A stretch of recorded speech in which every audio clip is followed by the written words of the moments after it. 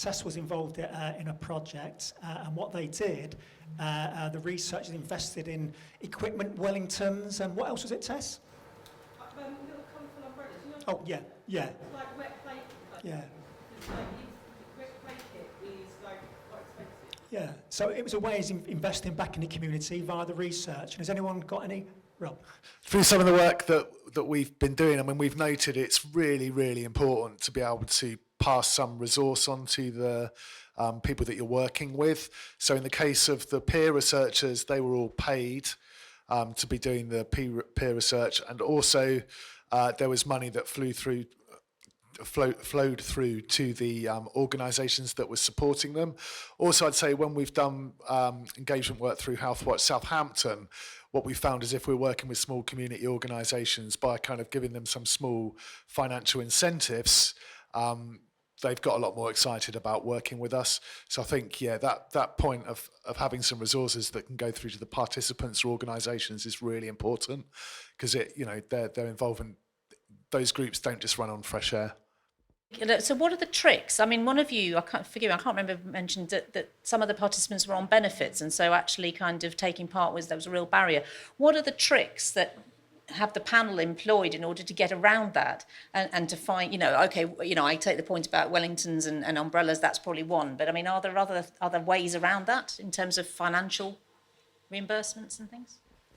So what we did for research participants was provide vouchers, but even with that, the guidelines is just very vague and unclear. So I think in the document that was released around payments for people participating in research on benefits, it said something like, you can give vouchers, but to a certain amount, and not for prolonged work, but there's no definition. What does prolonged work mean? What is that certain amount? So it's just, one of the things we did was we were very open with some of our community engagement partners who were on benefit. So we said, we know that there is this problem. We had a letter of support that they could take to the job centers or all of those places. We had a letter of support from the university to say that this is not work, this is just contributions to research. Yeah, and finally we had a workshop actually where we invited, I think there's a group within the NIHR, something called the 5 Nations group or something, that's working on that. So getting people on benefit to take part in research. So we had that workshop and we shared experiences, and the plan is that the findings and some of those discussions in the workshop would be sent to people that matter to change things. We had one person who unfortunately had to leave because of that concern. We tried to help in different ways that you suggested, and at the end the person was really concerned about the effect on her benefits.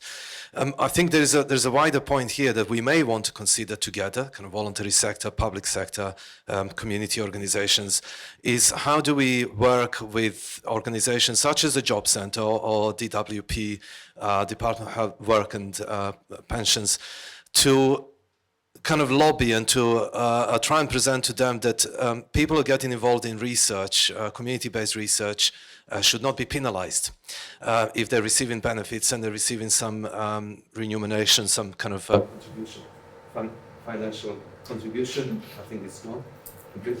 Shake it, no, nothing. So basically, the thing is that the government is investing a lot of money into research. The UKRI, for example, the budget is about 9 billion pounds. And the whole idea now is to try and get more people involved from the communities, and from the public. Public engagement involved in research as really important for the research to be relevant and meaningful and sustainable, the outcomes. So it doesn't really make sense that people are on the other part of the government is actually penalizing people who get involved in that, and it's really the case, and they're not really getting rich or anything like that by being involved in that sort of thing, but the value that they bring, the contribution, is really great, so there's a point here perhaps for all of us to start thinking, how can we kind of work together to raise this issue and to maybe lobby for that sort of change. So rather than give a whole payment that would go over the threshold, they've spread the you know, like many of the projects, they have to think creatively and on their feet. So what they do is they just spread the payment so it doesn't go above the benefit threshold. I was agreeing with what Alex said, because the threshold sometimes is also per year. So I don't think you can spread over a year, spread the payment over a year. And then also, there's also like that threshold. What is the threshold? Nobody knows. It's not clear. Is it £1,000? Is it £2,000? Is it £100? So there's a lot of vagueness in the guideline. It's not so different from what she mentioned. It's more about the creativity. Someone mentioned that when she was involving different publics, particularly she was working with women who had infants at the time, and because of the challenges with the threshold, she instead decided to buy things that were important for like the babies of these mothers that she was involving, maybe like baby items, baby toys, baby foods in cases where they were like allowed, or groceries, and should have these delivered to their different homes and locations, so it wouldn't really affect like the issue they were having with the benefits related thresholds. I've got a question for the group, and anyone can answer this, or all of you could answer it.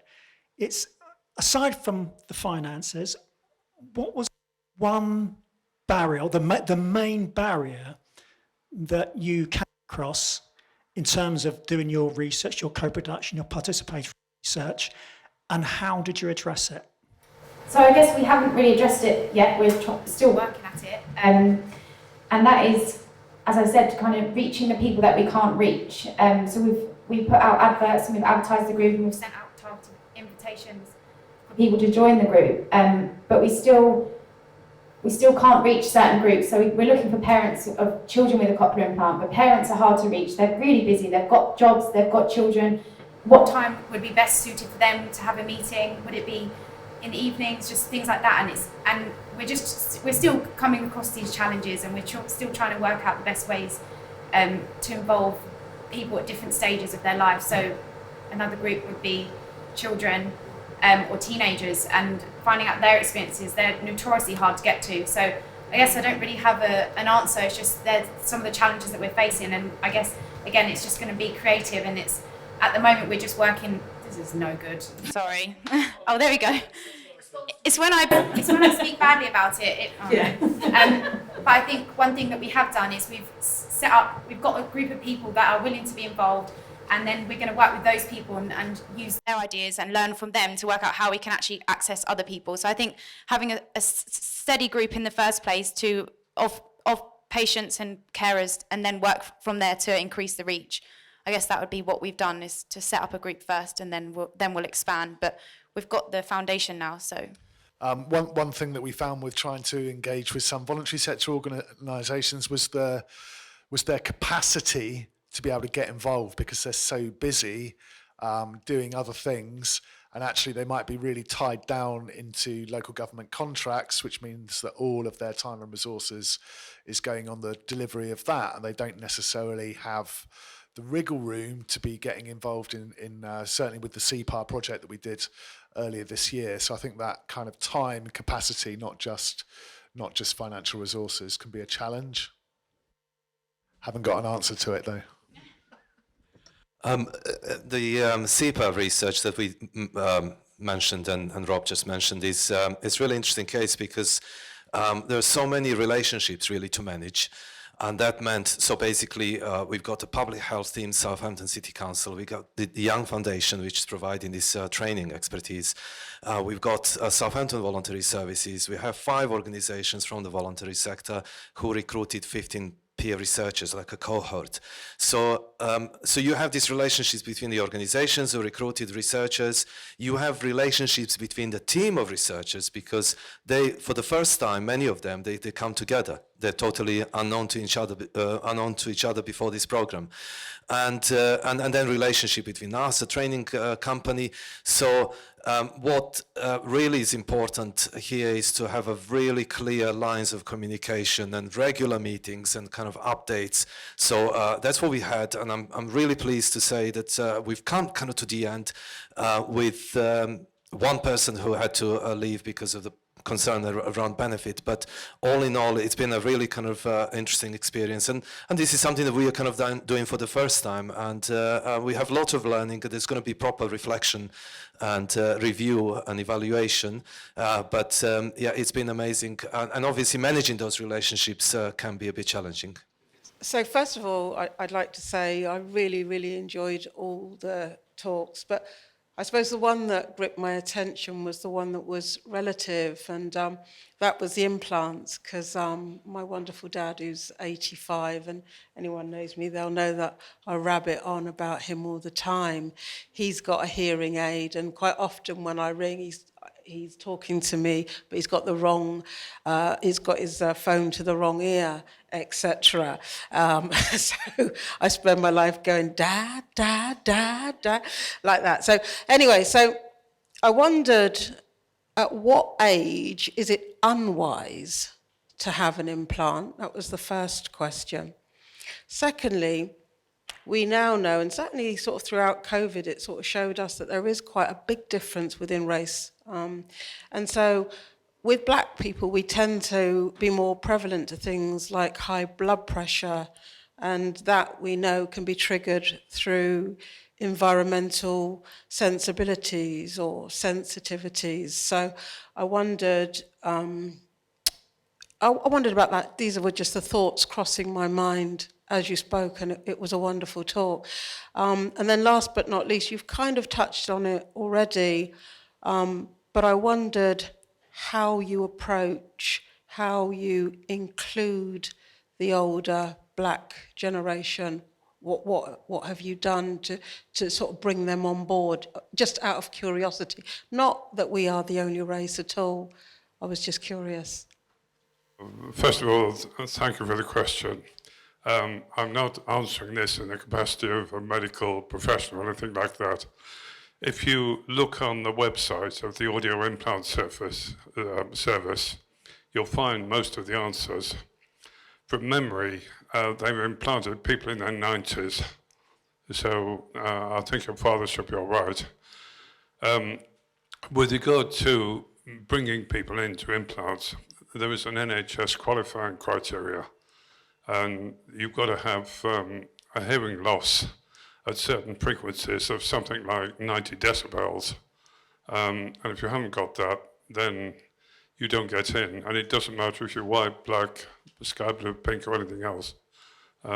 So, you know, I think it's fair across the communities. If you've got a lot of money, then you can have it done privately. But I budget for about £50,000. I can't answer your questions about blood pressure, I'm afraid, but I'll hand over to Kate if she wants to say anything. Thank you. Thank you for your questions. Yeah, so I think, why is it always me? This mic doesn't, I'm really sorry. I don't know why it's me. Yes, with regard to how do we reach the older population and particularly the black population, well, I think this is a separate, a separate project which I'm already thinking about for, but it's how do we raise awareness to people in the older communities and ethnic minority groups that how important hearing loss is and how we should protect our hearing. So that's something else that we're trying to sort of set up, and that's going to be working with people within that group to actually work with them to then raise awareness of the issue of hearing loss and access to hearing aids or cochlear implants. So I think, yeah, that's a whole other project, but we're definitely thinking about how we can actually raise public awareness, and that will be through public engagement. So we'll have to actually reach that group. So I guess your question was, how do we reach that group? We would need to link up with, I guess, community groups and meet people through that way, because I think the routes that we've used to try and engage people isn't reaching the people that we can't reach. Okay, so something needs to change. So it's going to be linking up with community groups and going to talk to them and ask them about their experiences of hearing loss, and then going that way. So yeah, that's definitely a next step.